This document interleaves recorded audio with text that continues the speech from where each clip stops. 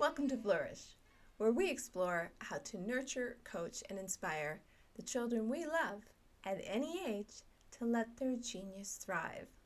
I'm your host, Diane Planadin, and a very proud parent of a superstar named Nicholas. In last week's episode, I quoted Einstein, and it referenced a poetry of logical ideas. As it's the first week of December, my ideas are always headed towards sugar plums and gingerbread. Here we go with the baking again. Gingerbread, or ginger specifically, has been around for centuries, even before the Romans brought it from the Far East. It has been a wonderful, pungent spice in our lives. For me, and my German heritage, I was first introduced to gingerbread in the form of a heart. In Germany, since about the 13th century, they have been baking gingerbread hearts with little terms of endearment on them. And, well, I can hardly wait until Oktoberfest, and if you will be tuning in on YouTube, you'll actually get to see these hearts that me and my family make every year. But which came first? The gingerbread house or the story? Should we thank the brothers Grimm for bringing it to life in 1812 in their fable of Hansel and Gretel? Or, according to some historians, the sweet decorated house already existed, of which they based their story upon. I'd like to think it came to life in this story, but I'm not a food historian, so there you go. The story does have many messages for me in it, and it resonates how important it is to be not only positive in life, but patient. Some people read the story and think, it's a horror story. Little kids shouldn't read it. But I'm pretty sure the Brothers Grimm didn't intend to scare children. They intended to spread a message and inspire parents to raise their children well. Hansel and Gretel left a trail in the woods so that they could find their way back when their evil stepmother tried to get rid of them. That was pretty genius. Hansel and Gretel, they knew their father loved them, and their instincts would serve them well in this story. I'm not gonna ruin the story for you unless maybe you haven't heard of it, or maybe you haven't read it in a long time, but let's just say that Hansel and Gretel had a superpower that no one could take away from them. They had willpower, and they had trust in their father. They had been taught well before the evil stepmother ever came along that you take care of your family in any situation. And for them, it really came out in their strengths. And H.G. Wells says it best: strength is the outcome of need. Hansel and Gretel were strong, and they laid a trail to follow, to return home. And they did it more than once. And when that didn't work, they came up with the plan C. But usually laying a trail to follow is a very strong path. Can you think of something that you can do that will lay a trail for your children, will carry your wisdom through life, will develop them into fine young people with integrity and ethics and really good thoughts? Yes, thoughts. How can you lead by example? Build trust. Build trust with your child. That's oh so important, because they need to look to us as parents for words of wisdom, words of encouragement, and to be empathetic to their needs. When Hansel and Gretel's father was weak, not only by famine, but his emotions, he was drained. He was a lonely woodworker with a stepwife for his children. That wasn't probably the best choice. But when their father was weak, Hansel and Gretel were strong. His children knew what to do. This brings me back to being very deliberate on minding your words, especially around your children.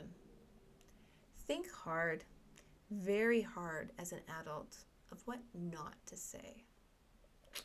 You heard me right. What not to say to your children. And it's really what I wanted you to hear. Because once your child is entering their teenage years, there will be a lot of unwanted advice out there. There will be a lot of outside influences that will try and draw them into their witch's lair, to an evil web, into a house that may be made of gingerbread and candy. And your child might be starving for attention, starving for help, or maybe even some food. Maybe they're tempted to try something new, but your little voice of reason and guidance will be at the back of their minds, and it'll make them strong, very strong individuals. So instead of succumbing to the sugary sweets and delights, only to be destroyed, maybe not physically, maybe mentally, maybe emotionally, your words of wisdom, your shared knowledge, that will guide them down the path. Even if they're already in the witch's lair, they will figure out a way to escape. The fundamentals will always be tried and true. Your child doesn't have to tell you everything to know what's going on with them. Remember, you have intuition, you have instincts, you have spider senses, and trust your gut instinct. You do.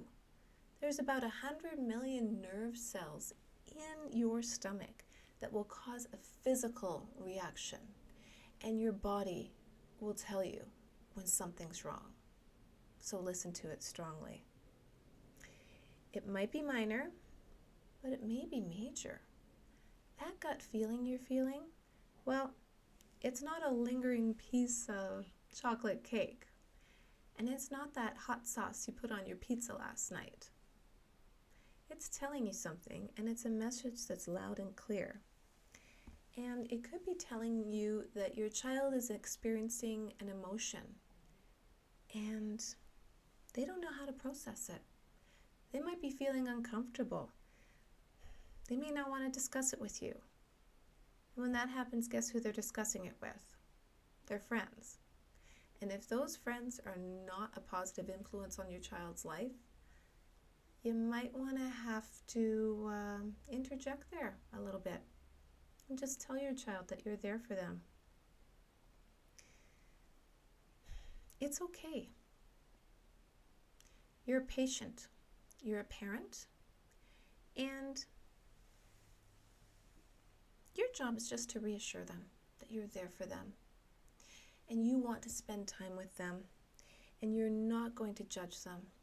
And you may not even say anything. But you definitely want to hear them. Definitely. So, skip working late one night. Skip going to the movies and leaving your children behind. Skip going to a party or a hockey game or whatever it is that you do. And spend that time with your child, regardless of their age. Pop some popcorn and watch a funny movie. Just something to giggle at, something mindless, something that you can just hunker down and enjoy as a family. Have a little bowl of ice cream. Sugar is good for your brain. It takes up about 20 to 30% of your glucose, so it's not a bad thing to have now and then. So maybe, just maybe, it's more important to just stop and take time Give your child some attention and hear their woes. Hear their worries. Hear their cries. The key word here is hear. To hear them. To listen to them. Because people want to be heard. Even tiny humans want to be heard. So don't feel you need to talk. Don't feel you need to solve their problems. Don't feel that it's the end of the world, because it's not. Time heals all wounds. That's a saying I wish I knew the origin of, but it is so true. And just listen and digest to what they've told you. Just listen. Hugs, kisses, tissues, and just decompress. Let them rest as they grow. Tuck them in with a story. Maybe not Hansel and Gretel if it's late at night and they're young, but story time is just so wonderful. I love story time. And watch them relax as they drift off to sleep. They might be just exhausted or feeling stressed and overwhelmed at social pressures that surround us. Or maybe they're worried about what you think, but they're afraid to tell you. So just put their mind at ease. It's a nice thing. We are so overwhelmed with all the social pressures surrounding us these days. Academic pressures, activities. Everybody's plugged in 24/7. And no one is being a child anymore. So get out there and play. Which is probably the best parenting advice my father ever gave me. My parents were visiting us one Easter in Arizona, and it was Easter holidays, and school ends in May in Arizona because it's hot enough to fry an egg on the sidewalk. Just as Nicholas, he did it.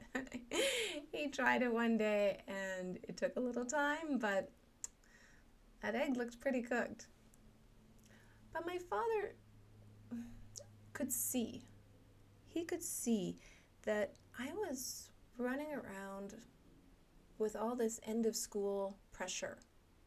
End of school, get those projects done. End of school, get the piano recital done. End of school, this, that, and the other thing.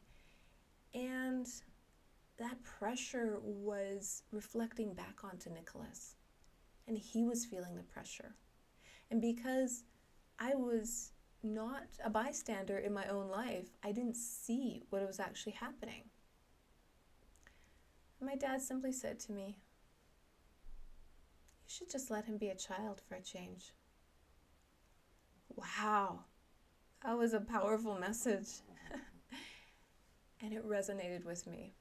And I remember that day like it happened yesterday, because I didn't realize, even though Nicholas wasn't inundated with activities, he had school, he had piano, and he would have one other activity, if he wanted to do swimming or baseball or what have you.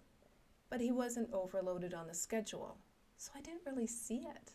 I didn't really see it that there was actually pressure without even a busy schedule. I guess what I'm saying is I thought I was letting him be a child. I thought he wasn't overwhelmed. But from an observer standpoint, or specifically my father, all work and no play was no fun. I should just let him be a child. So thanks, Dad. Because that message worked, and it actually worked not only for Nicholas, to ease the phantom pressure I was constantly placing on him, but it worked for me too. And I made up my mind right then and there that downtime wasn't just for vacation time. It wasn't just for weekends. And it wasn't just when you had a bad day and you just needed to decompress yourself as an adult. We used that time instead to play, to chat, to dream, discuss, have dinner, bake a gingerbread house, and not worry so much about deadlines. be cognizant of deadlines and be disciplined of deadlines, but that deadline will come and you will reach your goal. But I guess he just said, don't stress about it, because it will happen, because you have the discipline and you have the will for him and the positive feedback for him. So, thanks, Dad.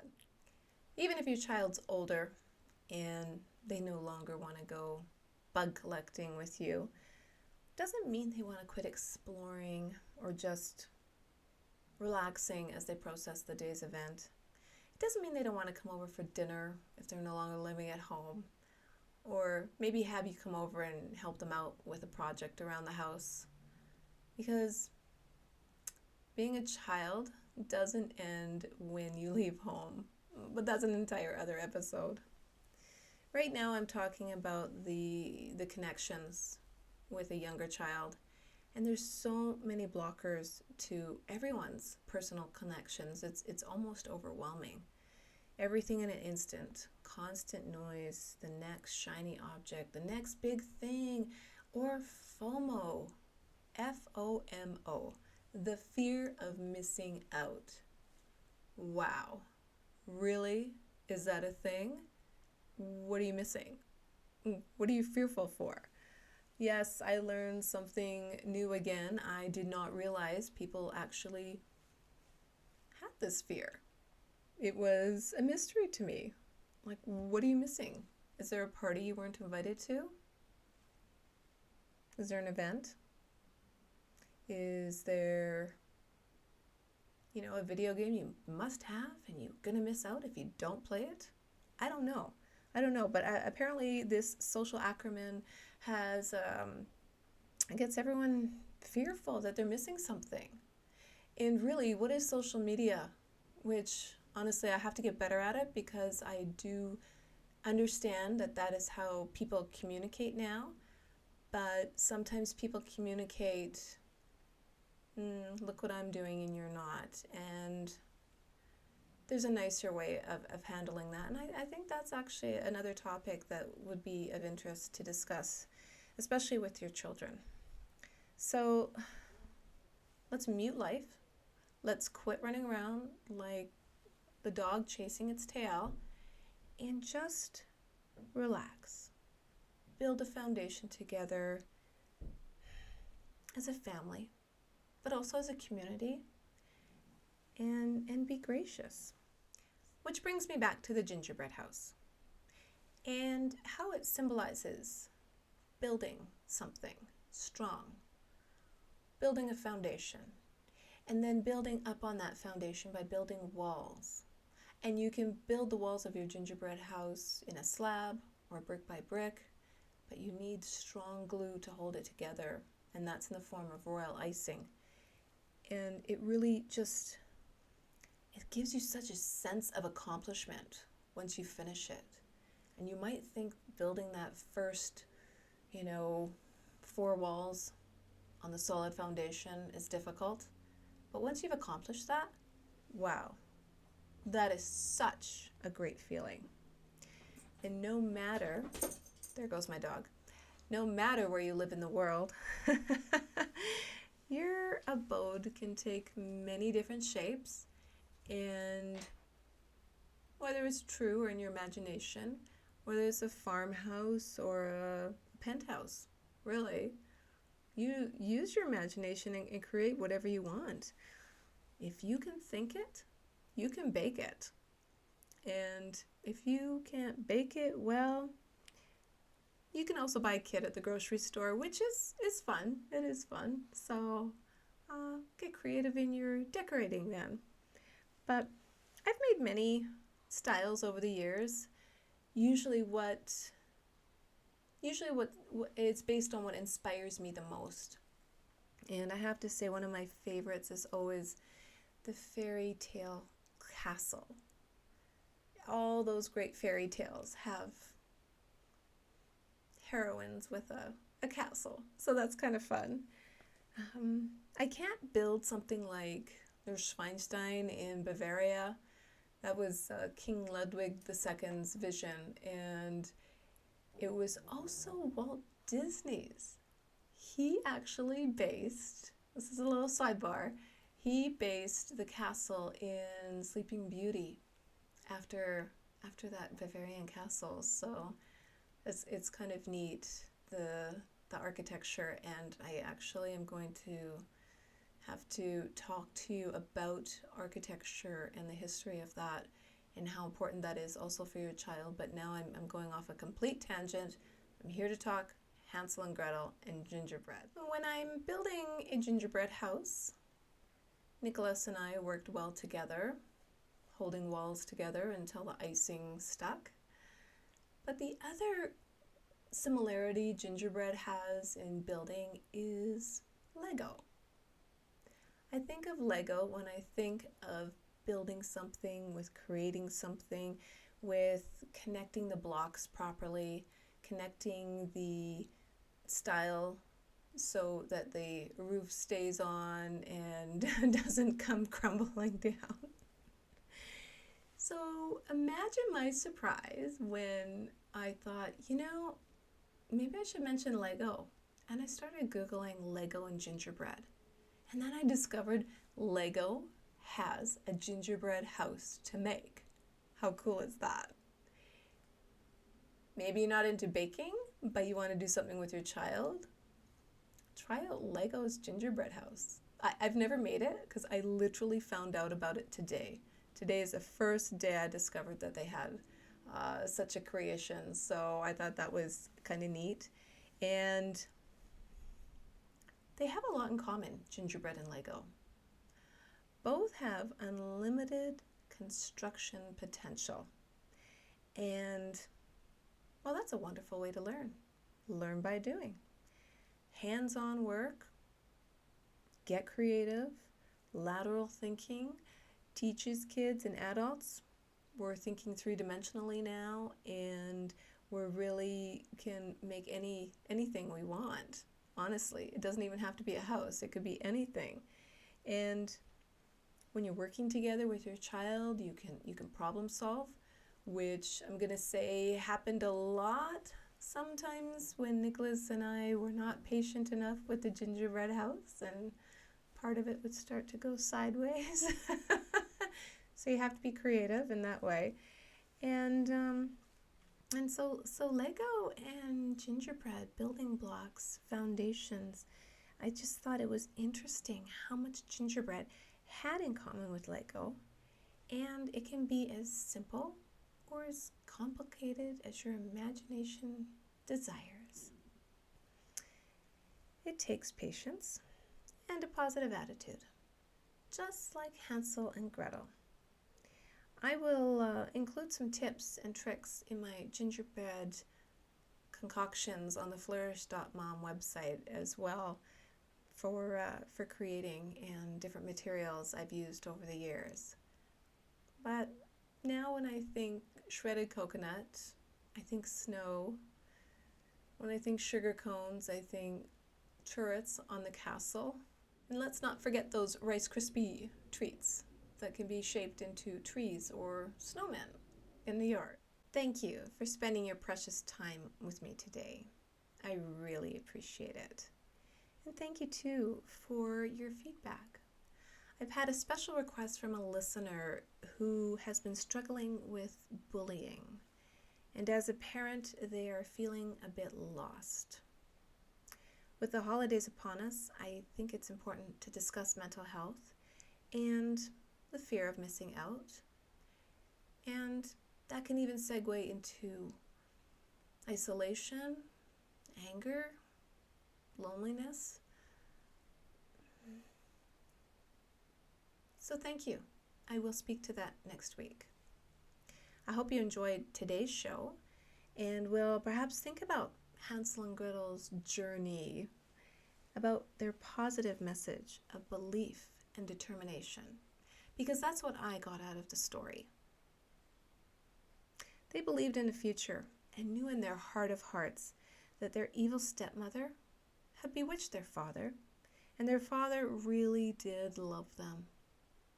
Belief an enduring core value which shows a strong commitment, a commitment to their family. They were determined to survive and did so in a deliberative way. They took an unexpected, unpredictable situation and had the patience that careful decision-making requires, not to mention their good judgment. We are all born with a gift. We are all born with purpose. Life's journey is to hone and develop that gift as purpose changes within. I'll leave you with one final thought from Gandhi, which I thought was apropos for this episode. Keep your thoughts positive because your thoughts become your words. Keep your words positive because your words become your behavior. Keep your behavior positive because your behavior becomes your habits. Keep your habits positive because your habits become your values. Keep your values positive because your values become your destiny. And we are all destined for great things. We can all achieve what we want and deserve in life. Live well, my friends. Until next week.